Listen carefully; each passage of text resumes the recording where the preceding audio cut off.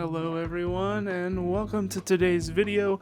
My name is Steven. This is Above the Table, where we like to talk about how to better run our games, but today we're going to keep it a little bit more casual. Today I want to talk about my DMing setup and my table. Without further ado, let's get into it. The current DM screen I'm using is just a little bit of an upgrade from what I had before. Before I was using simple Wizards of the Coast DM screens, kind of cardboard style. I've also used the paper one from the Essentials kit. This one though has been a wonderful upgrade. I actually built it myself. It was very simple, very rudimentary. I just wanted something that was going to be a little bit bigger that I could attach things to. You'll see it's just a couple pieces of plywood that have been attached together with a few hinges. I didn't want to make the DM screen too bulky, so I actually ended up just gluing these hinges to the boards after sanding and staining them.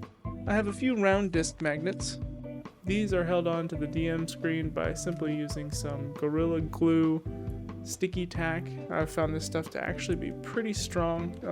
All we're really holding is papers and one small whiteboard, as you can see here. And with that, I'm able to display a few of my notes, as well as some initiative cards and other things that are able to keep all of the information I need succinct and tacked up on the wall where I need it. As far as what notes I have on my DM screen, for the most part, I just have a few basic pieces, as you can see here, covering things like the different conditions, cover, concentration, and some of the things that I just kind of always seem to let my ADHD just throw out of my mind. And I also, one of my most used and most favorite things on my DM screen is this right here. This is just a simple, small whiteboard from like Walmart. I have two more magnets that are attached with sticky tack right here, and I've taken the backing off of the small whiteboard, and it makes it just thin enough that it attaches right to the DM screen. I'm able to write on it for monster HP on the fly, maybe conditions, certain notes. I can then take it off as I find myself often standing up at this location. So I have the ability to move about with some notation device in my hand. Now, what about at the heart of it all? At the heart of it all, we have my tablet. There's no correct or incorrect way to be taking your notes at the table or bringing what you have with you to the table. Currently, all of my note-taking, my world building, world information, and all of those things, I use Notion. Notion's been a great app for me so far. I find its free model to be accommodating enough for everything I like to use. Occasionally I have to downsize a few images, maps, or things, but for the most part, everything works really well. The tablet I have here is a Samsung Galaxy S7 tablet. I find this thing pretty dang useful as I'm able to take it wherever I need to go, as well as the detachable keyboard, which allows me to not only be able to take my notes with me on the go, whether I want to do some world building while on a trip, hanging out in a different room of the house, or generally just don't have access to my computer. Probably one of my more unnecessary but enjoyable D&D purchases. Now, next to my tablet, I like to keep a few of these. Now, these are just some simple blank index cards. These are the heavyweight ones. They're a little bit sturdier than your average index card. They hold their shape well for doing things like creating initiative trackers to toss onto your screen, to making small notes to hand out to a player, whether it be notes of a magic item, condition, or whatever, or just having small notes to add in for myself. These can be replaced by things like post-it notes, cut up pieces of paper, but at $1, they're pretty handy, they're pretty sturdy, and they do me pretty well. As far as initiative tracking goes, we do use initiative cards along the top of the DM screen. I also have this amazing initiative tracker that was bought for me by one of my players, made by Rat Plague Products. This thing I enjoy to use. It lights up, everyone can see it very, very well. The only issue we run into sometimes is With 4 players, when there's more than 4 monsters, we usually lean on using the cards on the screen. Now for music, I use what is one of my favorite devices all around. I'm a big music nut myself, so this JBL speaker sees all kinds of use both at the table and just in everyday life. The speaker gets plenty loud. It bounces off of the DM screen as it sits behind the tablet and kind of fills the ambiance. I keep it on my side of the screen, that way I can hear the music that I'm trying to put on, but if it's ever too loud for me, it's definitely too loud for the players that are behind the screen, so I know when I can need to adjust it. As far as programs for music when I'm at the table, when I have enough time and I want to prepare things a little bit more ahead of time, I do have certain playlists on things like Spotify that I like to use. Occasionally I will create specific playlists for things like one-shots or boss battles, and at other times I'll simply rely on apps like Pocket Bard, which is a little bit more of a looping musical system with some themes and different areas and locations. Next, we have my cute little dice tower. This is just a simple tower that I threw together out of some simple craft board from Walmart. You buy it in a pack. It all comes pre-cut in this size.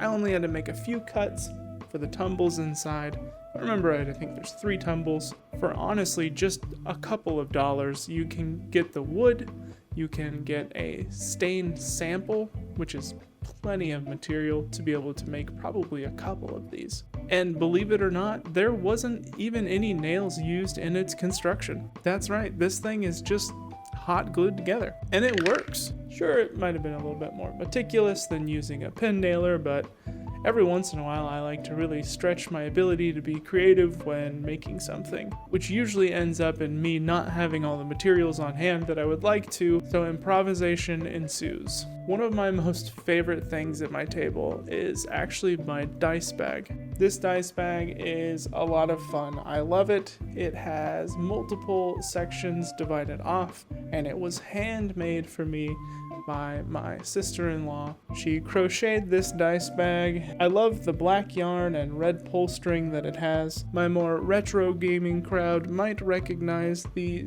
little bit of similarity this bag has to a bag from OSRS known as the looting bag. I love this thing. It's truly a blessing to have, as it keeps all of my dice nicely organized, and it was handmade from one of my players, shown as a sign of care.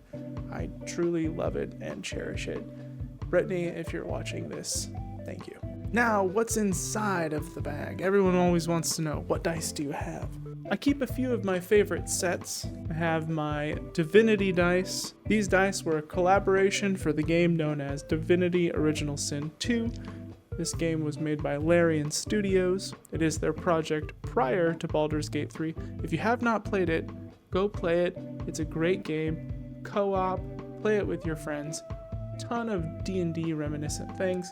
The system is very similar, but there's also a lot of fun, unique things that you could actually take for inspiration in your own games. Secondly, I have this fun set of metal orb dice.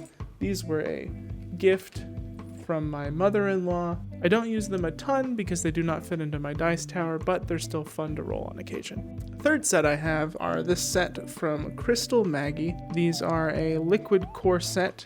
Crystal Maggie's shop is full of all kinds of awesome liquid core and different other styles of dice. If you haven't checked her shop out, check them out.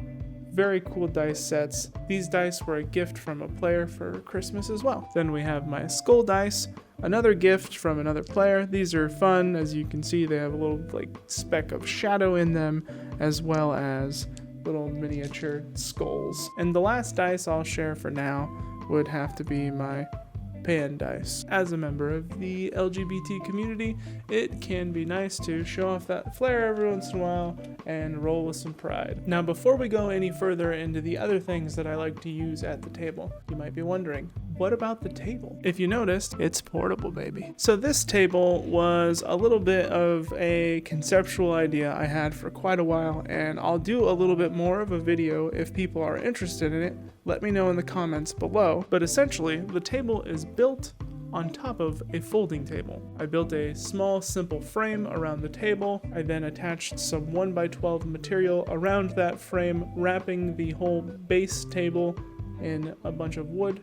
There's a ton of fasteners and a lot of intention around the size of everything to make sure that it wasn't too heavy. This even led to leaning into using things like cheaper materials. Because, well, as someone who's raising a family, I don't have a ton of space in my house, and the best place for us to have any kind of D&D session is in the middle of our living room. So, every weekend, when it's time to play, I go out to the garage, I pick this thing up, I bring it in here, and we begin the setup. Now, with its portability, it does have some drawbacks. I'm limited into how much I could add into it if I wanted to, and well, she's a bit top heavy. But that hasn't been too much of an issue. The only drinks we've had fallen over so far were empty cans, so we've been pretty lucky. Everyone stays pretty mindful of the table, and everyone's loved and enjoyed it so far. And like I said, if there's interest for it, I could do a video talking about the table. Just let me know in the comments if that's something you'd be interested in. This table altogether cost us about $300 to put together. The conception of this table came about because